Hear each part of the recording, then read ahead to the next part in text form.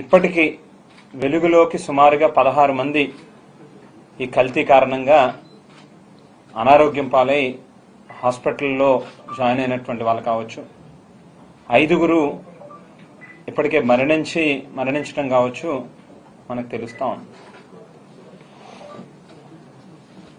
ఈ కేసెస్ అన్నీ కూడా ఇవాళ ఉదయం నుంచి అమ్మ కానీ, అలాగే మా జిల్లా అధ్యక్షులు చెల్లిపోయిన వేణుగారు కానీ మేము వెళ్ళి పరామర్శించి వచ్చినప్పుడు కొన్ని కేసెస్ ఆల్మోస్ట్ 6 రోజులు, 7 రోజులు, వారం రోజులు కూడా గడుస్తూ ఉన్నట్టుగా కనిపిస్తా ఉంది.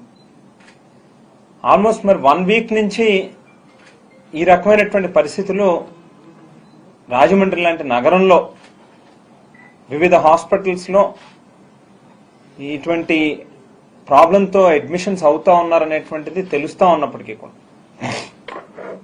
కనీసం వారం రోజుల నుంచి ప్రభుత్వ యంత్రాంగం స్పందించకపోవడం అనేటువంటిది చాలా దురదృష్టం.